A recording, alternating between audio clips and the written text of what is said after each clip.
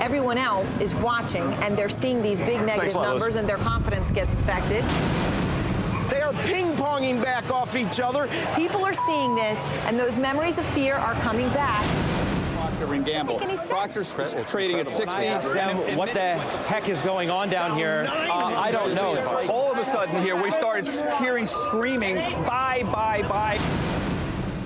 एक hostel room, रात के 2 बजे, स्क्रीन पर ब्लिंक करता हुआ एक चार्ट और एक डिसीजन जो सब कुछ बदल देता है। उसका नाम था रमेश, 19 साल का इंजीनियर स्टूडेंट।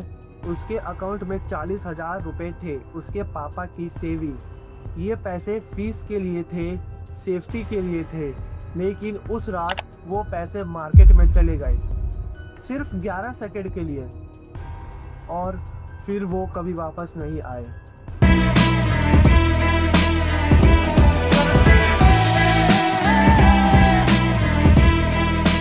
लाला, ओल्ड स्कूल हो या न्यू स्कूल, सबके सिलेबस में एक सब्जेक्ट कॉमन होता है, प्रॉफिट, और वो मेरा फेवरेट सब्जेक्ट है।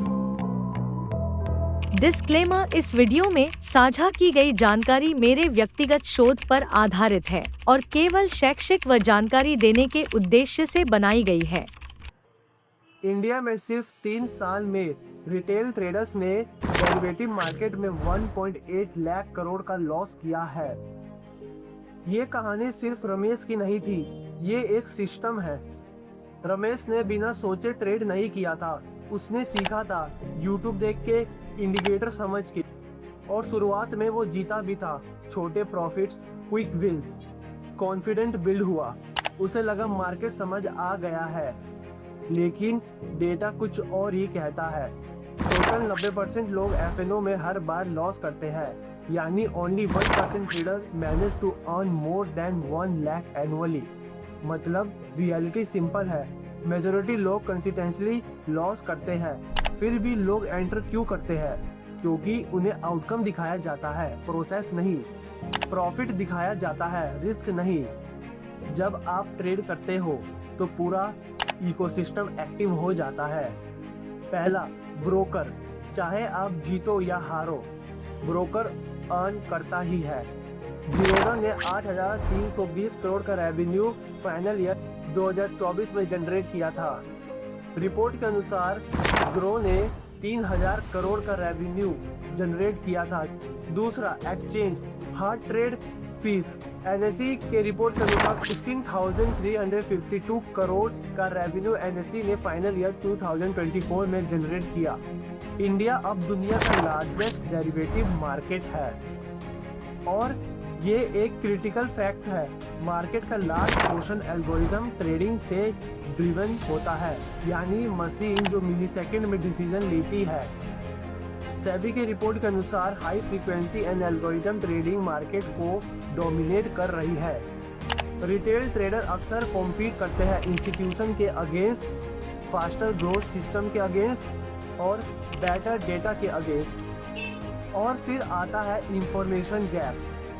सोशल मीडिया पर ट्रेडिंग एक शॉर्टकट लगता है, लेकिन कई बार रेवेन्यू ट्रेडिंग से नहीं आता, कभी कभी ऑडियंस से भी आता है।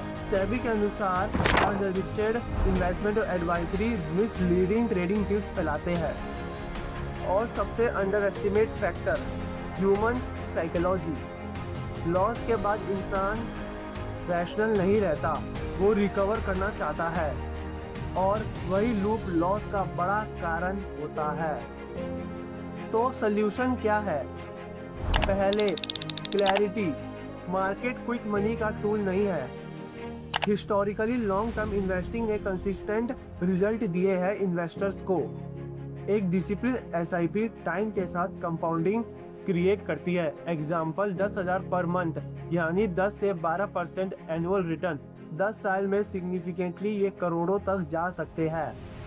दूसरा, अगर ट्रेडिंग करनी है तो डिफाइंड रिस्क, स्टॉप लॉस और लिमिटेड कैपिटल के साथ। तीसरा, इंफॉर्मेशन फिल्टर करो। हर प्रॉफिट जेन्युइन नहीं होता, हर स्ट्रेटेजी सस्टेनेबल नहीं होती। और लास्ट, स्किल बिल्ड करो। रियल वेल्थ का बेस ट्रेडिंग नहीं, अर्निंग कैपेसिटी होता है।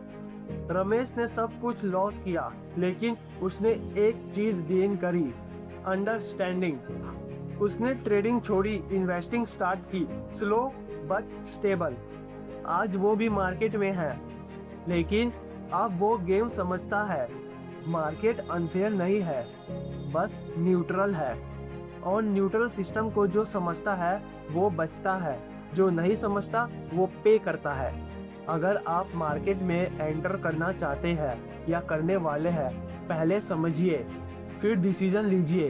अगर ये वीडियो वैल्यूएबल लगा, शेयर इट एंड समवन जो ट्रेड करना स्टार्ट करना चाहता है, और कमेंट में लिखिए लॉन्ग टर्म या शॉर्ट टर्म।